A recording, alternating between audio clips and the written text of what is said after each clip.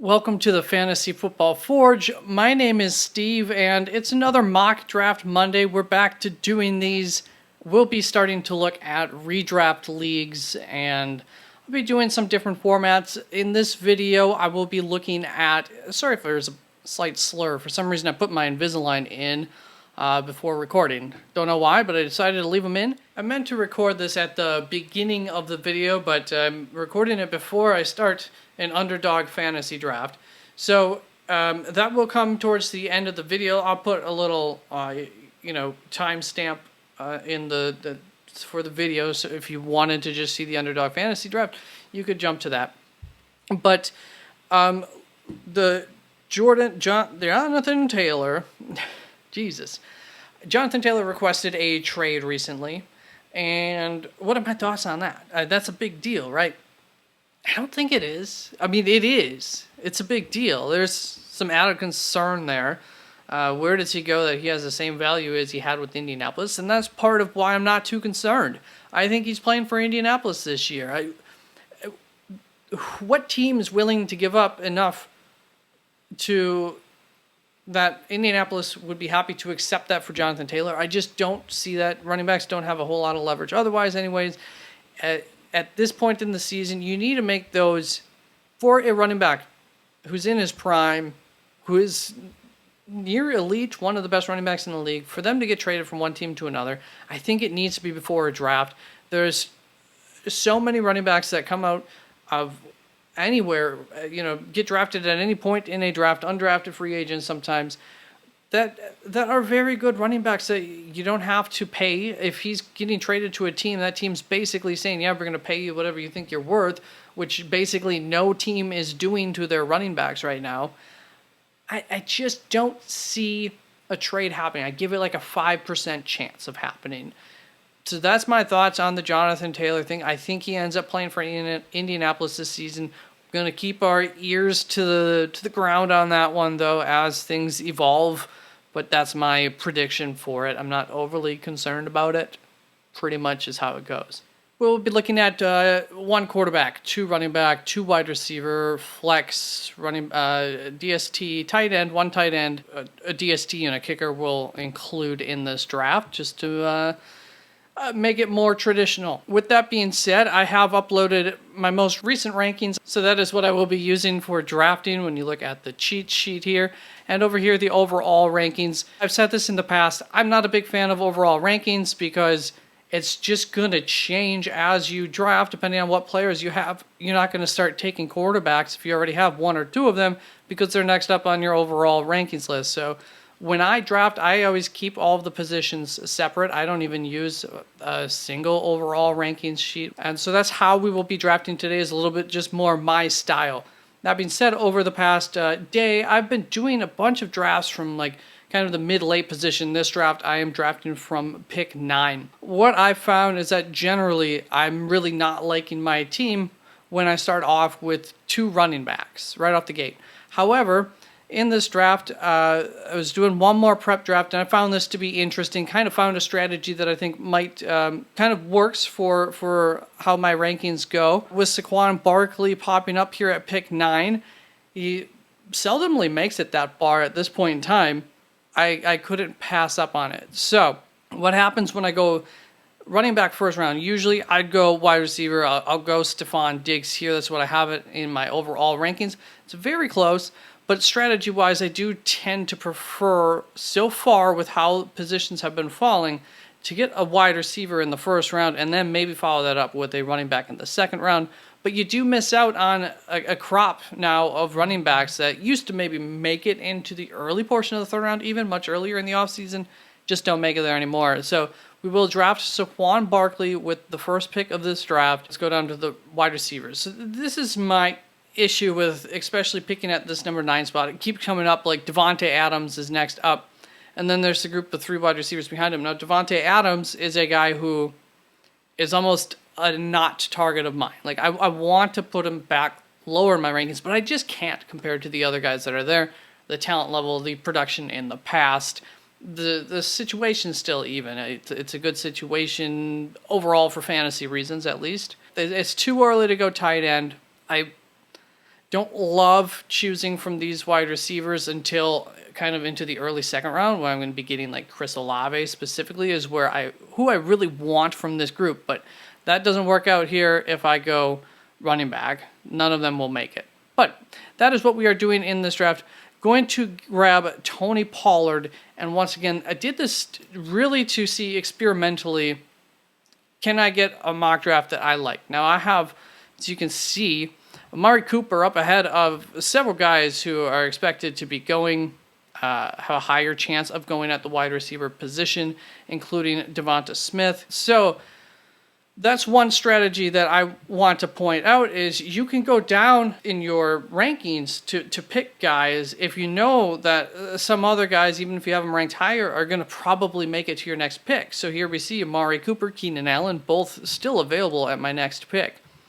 So here is the team right now: Saquon Barkley, Tony Pollard, Devonta Smith, and then we will follow that up with Amari Cooper, who I have as my wide receiver 12. So although I have him ranked in a different order, we get two wide receivers that I had kind of up next in that same tier. Now that brings us up to this position in the draft.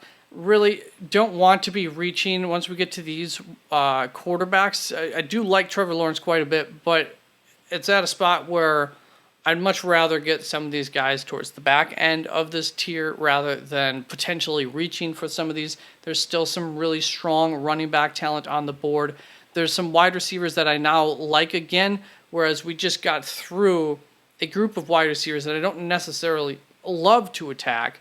And that's why I do like to get that wide receiver at the first pick more often than not. But looking at these wide receivers, I know, for instance, Tyler Lockett for sure. I have him ranked pretty high. Like I'm going to be able to get him probably around the next turn. I could possibly, if you can't see it over on the left, Christian Watson apparently only has less than a 50% chance of getting drafted between now and my next pick. Jerry Jeudy going higher.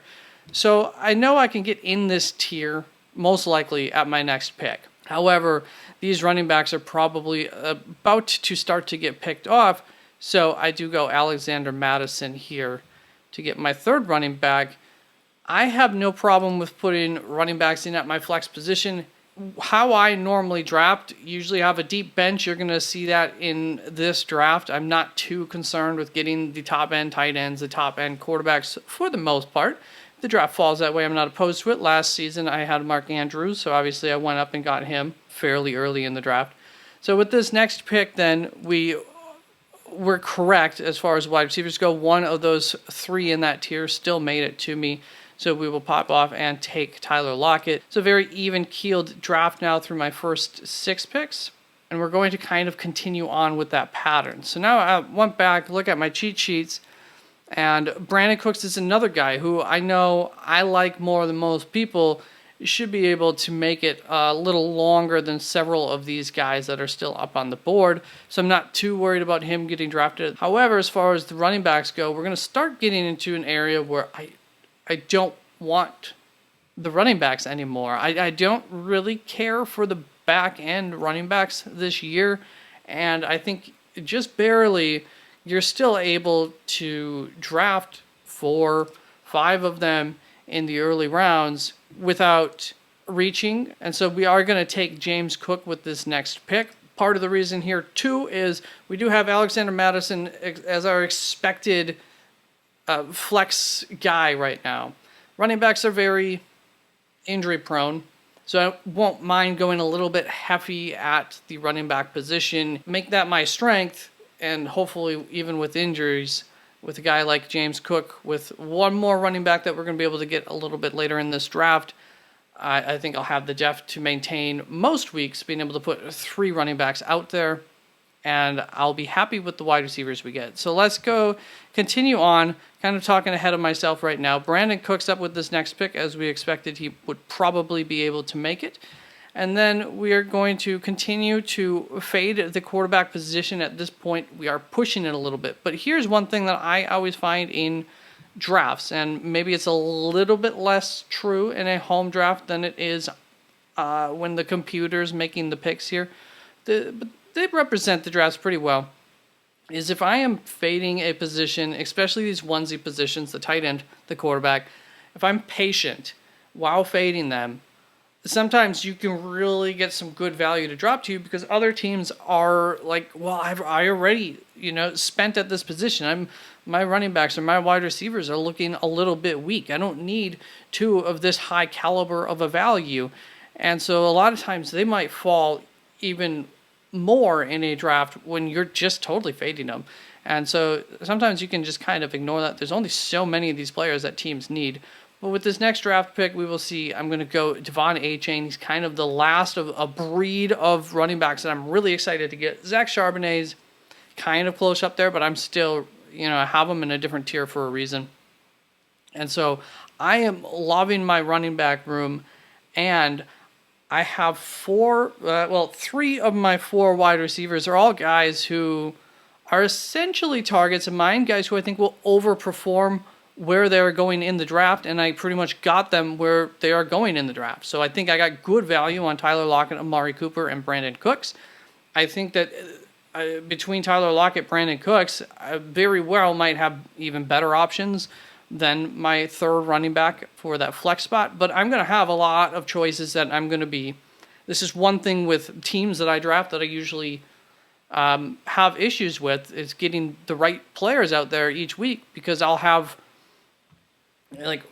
four of these running backs ranked top 15 and or all four of these wide receivers ranked between 12 and 20, very closely together, and it's a pain choosing which one to play in. Usually you go with maybe the one who has the easiest matchup that week. Doesn't always end up working out that way, though. Or you follow the rankings, and it can be a headache if you draft like this, is what I'm saying. But if you're okay with the headache and you love having a really deep bench and you love being able to have an injury on your team and not feel like you have to go and reach and maybe spend up on if you're in a fab league, spend up on the waiver wire or anything like that, I think this is the way to draft. This is very often how I end up drafting. Sometimes I do reach a little bit at quarterback, tight end. Actually, last year I reached a little bit at both quarterback, tight end, and I drafted like all rookie running backs, and then I had strong wide receiver core, and it just worked out for me last year. But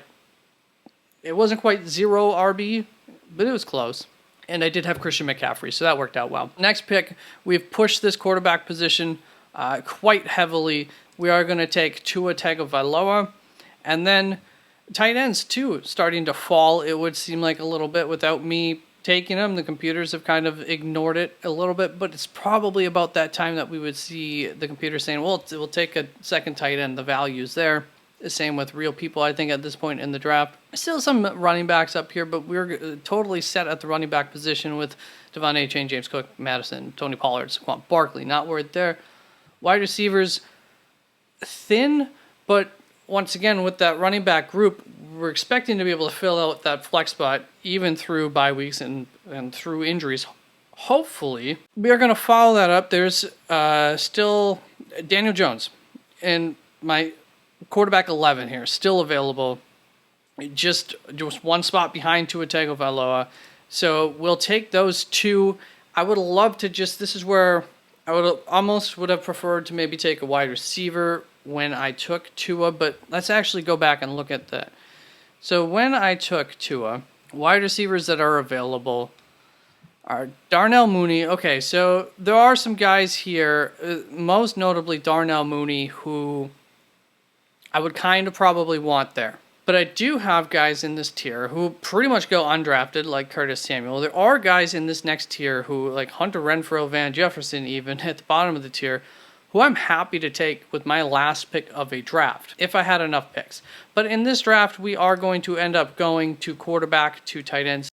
We grab Daniel Jones because of the Tua injury concerns. I usually don't like to go to quarterback. This is why I might not take Tua if I'm come draft day. If my plan is to only take one quarterback, I would probably just rather wait a little bit longer, get Daniel Jones, and hope he doesn't get injured. He is a bit of a rushing quarterback these days, so who knows. And then we're going to follow that up with Greg Dulcich to pair up with Pat Freiermuth. I have high hopes for Greg Dulcich, and I think Pat Freiermuth is kind of your steady Eddie, so we might get a surprise with Greg Dulcich. Thing about this roster is, so we'll get our DST, we'll get our kicker here soon. My biggest issue with this roster is where's my flexibility? By going 2 quarterbacks, 2 tight ends, I've kind of locked myself into those being fine at that position. And I just think it's weird to draft 2 and then to drop 1. Neither one of them are positions that really have a whole lot of trade value. I would need Greg Dulcich to exceed every expectation that I have for him this season for him to have any kind of trade value. Daniel Jones, Tua Tagovailoa, I just don't see either one of them. You need to be like a top 3 quarterback to have any kind of trade value. This isn't my experience. Maybe your leagues are a little bit different with how easily people trade, but I just don't find there to be a lot of trading going on in my leagues, and I'm at the center of maybe half of it, and I try hard all season, every season, and I've still only made like 2 or 3 trades over the last several years in my home league. And then once again, we're going to get to that lack of flexibility. I have all guys who shouldn't be, hopefully, if I've done my homework well enough, are not going to be guys who I want to be cutting and putting out on the waiver wire. So I really have no flexibility. In my home league, we have to draft a DST and a kicker. No, that's not always common. I did that in this draft to finish it up. But if you don't have to take a kicker, this is where I would be happy to get a Curtis Samuel, Van Jefferson, a Hunter Renfrow, Jaden Reed, John Mechie, Wan'Dale Robinson, any number of them. Wan'Dale, I'm keeping ranked there, but I do want to start to see in training camp what that wide receiver core might look like, because it's a total mystery. Ultimately, that's just who I think it will be. But if I was drafting today, I probably wouldn't want to take the risk on a Wan'Dale or really any of those guys outside of Jalen Hyatt. Is that who they drafted? And so there's going to be plenty of wide receivers even on the waiver wire. I'm not too concerned about that. There's always waiver wire wide receivers. It's a deep position. We'll finish this draft up. So I end up getting my number 2 DST. I haven't messed with these DSTs for a long time, and they were just put in there based on a system that I have that works really nicely, but I didn't manualize them any bit. I wanted to keep that system so I could kind of gain some traction on the DSTs before moving them around. And then I want to show you, so we go to the suggestions here for a kicker. It says Jake Elliott over Brandon McManus. Those are kind of the top 2 kickers right now. And looking at these other ones, I'm not super interested in either of them. But I do find that I would prefer the kicker that's going to have the offense that's not going to get in the end zone more often. And between Philadelphia and Jacksonville, I have more faith in Jacksonville getting to the red zone but not getting a touchdown. Whereas I think Philadelphia is going to finish a lot of their drives. So I would go Brandon McManus between those 2. So what I want to do is do this draft how I would probably right now currently am approaching them. We'll compare the 2 rosters. So I'm going to start off with wide receiver because I know I can come back around, get a solid running back around. I don't know what this draft will end up looking like. I haven't prepared this one. I just ended up wanting to show that previous draft that I prepared, talk about it a little bit, go over some things that came across my mind while making the team. So start off with Stephon Diggs. We missed out on a really good group of running backs overall. So we come back around. I could go 2 wide receivers, but I know I can get some solid wide receiver value a little bit later on in the draft. I will say I do like, so far, usually when I've made my drafts, I have liked the 2 wide receiver approach in the first 2 picks over 2 running back. But let's go wide receiver, running back. Let's start kind of even-keeled. And we do have my rankings up. So Tony Pollard has jumped from Ramondre Stevenson in my rankings. We'll follow that up. And then are we going to do something similar here? Let's get strong at the running backs. I mentioned it in the previous one. It gets to a point where I just don't want running backs late, so I do prefer to get a little bit strong on them early. George Kittle, I'm not too worried about those tight ends. So we will take Jahmyr Gibbs as the RB2. Gosh. And then Joe Mixon's still available. It's so tempting. But then what happens to the wide receivers? Well, this is experiment time. So let's find out what happens. I don't think I've done a draft like this. If we go wide receiver, 3 running backs after that, I probably have done a draft like this. And then we do get Christian Watson, somebody I'm excited to add.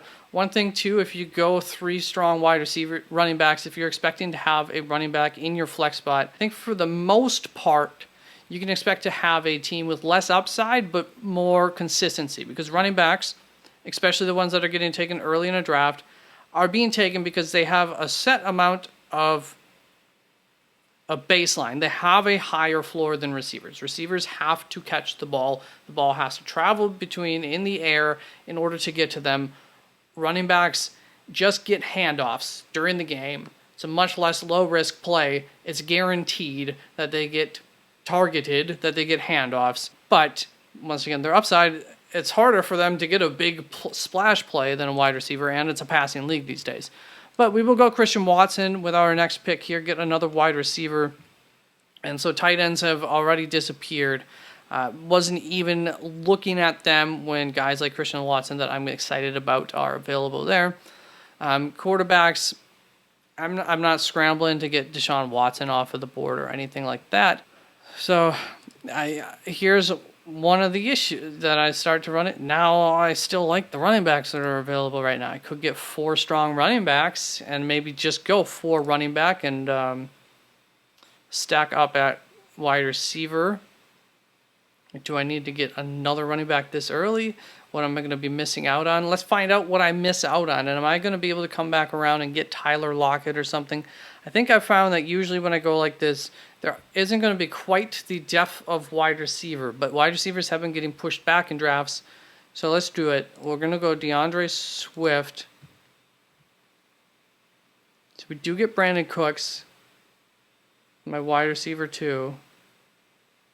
And now we're going to test our limits at the quarterback 2 in order to make up for this wide receiver depth. So, okay. Forgot we got Christian Watson, so he's not my wide receiver 2. We don't need to attack at quarterback yet. We can get Jordan Addison, Jackson Smith.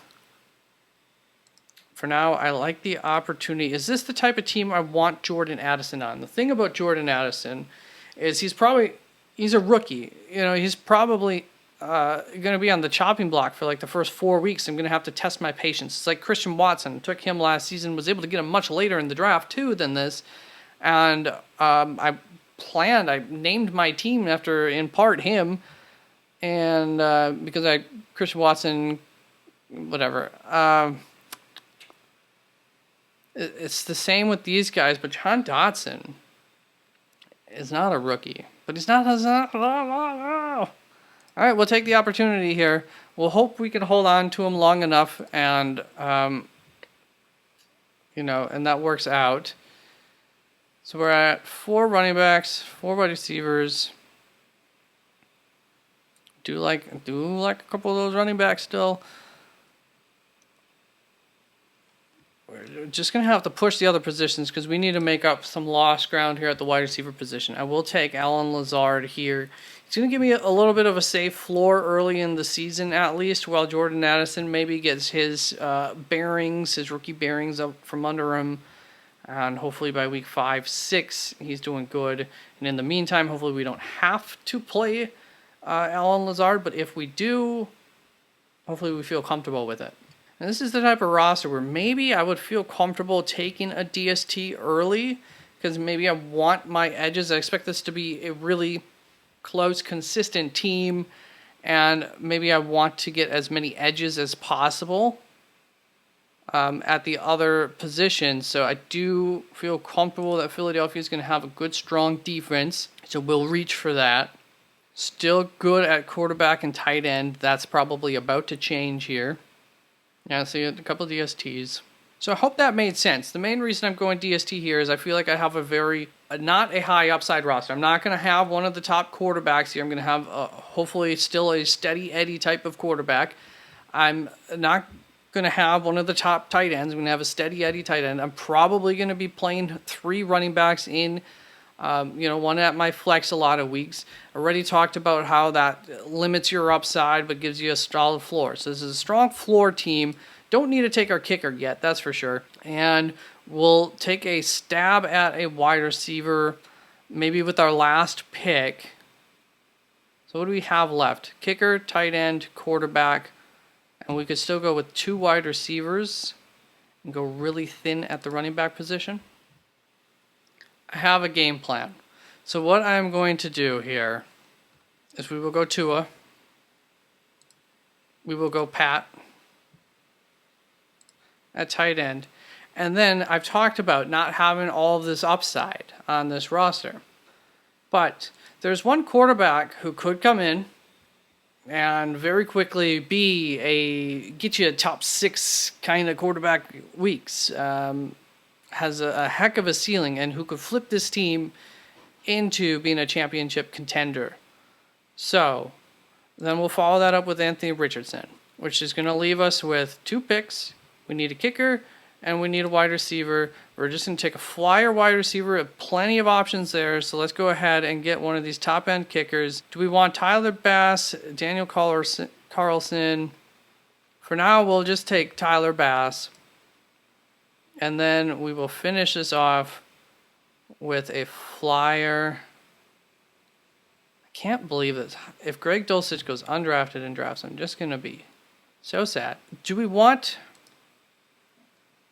want from our wide receiver flyer here? If I didn't take Alan Lazard right now, it would be a really nice spot for Curtis Samuel, but I want more upside than Curtis Samuel. John Mechie could end up being a target dominator, playmaker on top of that. A little bit Jalen Waddle-esque maybe in some of his numbers and usage from Waddle's rookie season specifically. So there's that roster. Let's compare that to the other roster. We're looking similar at the wide receiver, a little bit maybe stronger with the backup quarterback, but at the same time more upside with this new team.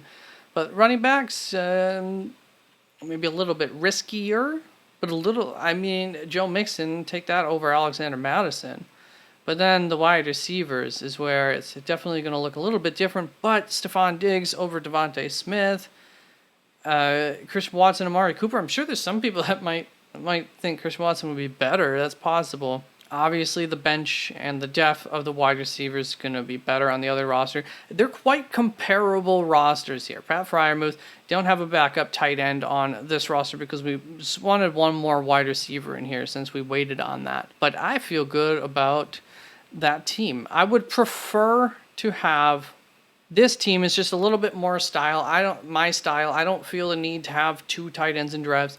I will say if Greg Dulcich keeps appearing to go at the end of drafts, I'm probably going to be just targeting him and doing what I end up doing a lot of seasons, and that's having a target at that tight end spot and just trusting that I got that projection right. So the rest of the video, I'm going to go ahead and do an underdog fantasy draft. Let's get this off of the screen, and I'll zoom through that and just bring up any interesting points that I make along the way. Do not have my rankings installed, put up here yet on Underdog, but I will be doing that again shortly for next week. All right, so this is very interesting. I end up at the 9th spot in this draft. So I guess this is the, for anybody picking from pick 9 in their drafts this season, this is the video for that. All right, we're going to start it off with Stephon Diggs here. I really feel like Stephon Diggs getting slept on a little bit. I don't get overly excited about him either, but kind of steady Eddie in a top 5 offense, best receiver in that offense, has been there and done it before. I don't think it takes a whole lot of projecting to put him as one of the top 5 receivers, and he seems to fall a little bit. It's just a little bit boring, and I get it, but I don't think that he should be being overlooked in drafts. So Amon-Ra St. Brown's available. Very, very tempting. Great wide receiver. I think he gives, that would be a nice solid start for the wide receivers. But we are going to go with a running back and get Saquon Barkley on this roster. Just gives us a little more freedom as the draft goes along, not to feel pinned down to having to take a certain position. Although we are going to want more wide receivers and running backs in this for basketball purposes. So I would say that's more of a redraft thing for me of why I like to start with one at each position. All right, Mark Andrews almost made it to me here at the end of the 3rd. That would have been great. I almost want to bypass Breece Hall just to see if he's falling or slipping in drafts. Oops, that's not what I meant to do. But it still feels like a fine value here at the end of the third to take him. So we'll go with Brees. And we do have two 13-week buys already. That's a bye week that seems to haunt me of any of them, just because at least late draft, there's a lot of guys who I tend to like. And so we're at pick 40. Deebo Samuel still hasn't been taken. He's not necessarily a target of mine, that's for sure. But there's such a high potential for that. I'm not going to take a whole lot of them. So we'll get a little Deebo in our life. He very well might be getting undervalued, underranked by drafters, by people like me. So I like the upside there. Somewhat interesting here at pick 46, Miles Sanders goes. His ADP was back, I believe, around 60. So opinions on him might be increasing a little bit. Kenny Walker, I think, went a little early. So we are just seeing those running backs in general creeping up a little bit on this group of wide receivers here in the 4th round, 5th round area. And Justin Fields going right before me here. That would have been nice. I would have definitely taken that. So I will go Deontay Johnson with this pick. One thing I would have liked about Justin Fields there would have given me a stack opportunity with Darnell Mooney, who I'd be happy to stack with him a little bit later. And then Deebo Samuel, my exposure to Brock Purdy is looking a little bit better these days. I couldn't think of his name. So I wouldn't have minded getting a little more exposure to him. I was at one point like 50% exposed to him. All right, well, I was really hoping Alexander Madison would be taken because I already have Saquon Barkley with a 13-week bye in my running back group. But I think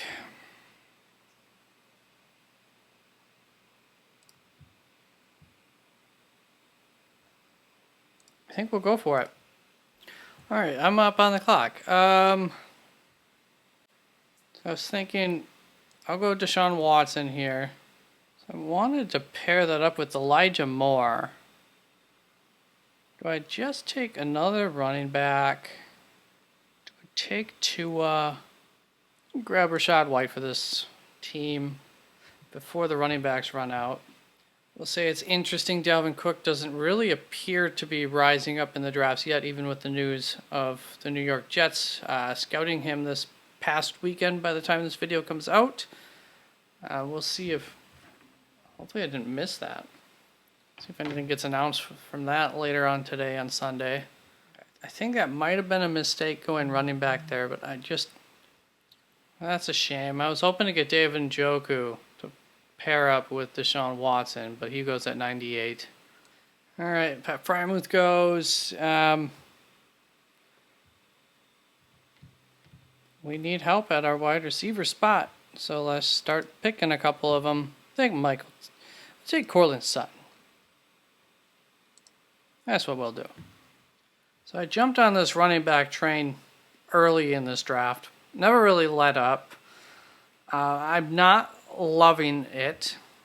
So we're going to go for the home run hit. Going to take Nico Collins over Boyd, Odell Beckham, and just hope that he becomes the number one, for purposes of this roster at least, hope that he becomes the number one guy there and makes a bit of a splash this season. And all right, so looking in between, always a good idea. No tight ends have been taken, so we're not going to push our luck. We'll grab Greg Dulcich here. Happy with that. And hopefully come around and get Russell Wilson, which will be a double stack. I don't love that. Courtland Sutton and Greg Dulcich. Russell Wilson goes. Tyler Higbee goes. Okay, so that makes this a little bit easier. We'll just grab Aaron Rodgers. We just don't care about stacks no more. And Mecole Hardman could be a decent little late stack for him. I think there's potential for some pretty big games there between the two of them that could provide some fruitful stackage. So that was fun. All right. Kind of excited. Rashid Shaheed makes it to me here. Take him over KJ. Take him over Alec Pierce. Yep. let's make that happen. And bye week works nicely. Finally, a couple pieces might be falling in favor for me. I have a bit of a plan for late. Aaron Rodgers, maybe even a double stack there. Plan all along has been to stack Brock Purdy up. I mean, I'm not overly jacked about the Debo Purdy stack. Look at that. Purdy goes. Let's finish up the running back spot with another guy who could be good. Do it. I probably should have taken Kenny Pickett there. Kenny Pickett goes one pick ahead of me. All right, so we will get one of our tight end targets here in Conklin. It's the best order. No, let's go ahead and take Hunter Renfrow. So then we would not be needing Mecole Hardman. 2 tight ends, quarterback. Let's see if we can make this happen. All right, so we get Tyler Conklin. And unless anything exciting happens, I'll just see you for the wrap-up on this one. Is this an exciting roster? I don't really think so. But there are several things, some interactions, some hopes and prayers for the team that I do like. The projections actually liked it quite a bit. Went over 3,000 there, but Deshaun Watson, Aaron Rodgers, Jimmy Garoppolo in at quarterback. All 3 guys who have done better than what we're pretty much projecting, expecting, ranking them like for this season. So even if we can get 2 of those guys to overproduce or just be their old selves, we're looking okay. You know, Jimmy G doesn't have a whole heck of a lot of upside. But in the event that the other 2 have bad weeks or during their bye weeks, hopefully he can pitch in and give me a solid floor there. Very much possible. Also, hopefully he doesn't get injured. That's a lot of hoping. Then for the running back spot, went strong here early. It didn't feel good, but I'm okay with this roster. So Saquon Barkley, Breece Hall, Alexander Madison, Rashad White, Raheem Mostert, especially with those first 4, we're expecting them to pitch in a little bit with the flex spot and make things a little easier for my wide receivers, having to have fewer of them pop off, because we are going to be hoping on some guys just popping off throughout the season, at least in a few games. So, wide receivers a little bit thin. We do start off strong here with Stephon Diggs. It's not a high upside team. Deebo Samuel, another, I think, high floor guy. Deontay Johnson, high floor guy, hoping for those touchdowns to go up. He has a ceiling, but, you know, that's a hope and a prayer on a wide receiver improving there. Cortland Sutton, at least to start off the season, I think could outproduce where we're drafting him at. Nico Collins could definitely outproduce where we're drafting him at if things can come together there.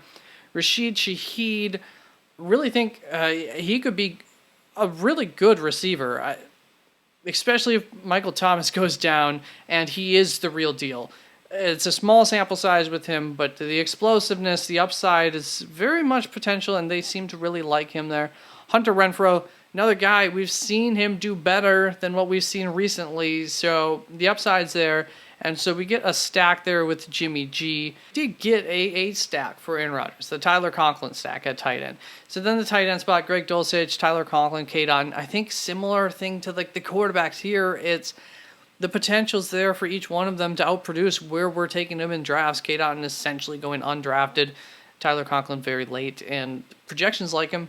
Greg Dulcich, same projections like him. And in a small sample size, he did really good. It's a high floor roster, in my opinion, each and every week. I'm not too afraid of being at the bottom, that's for sure.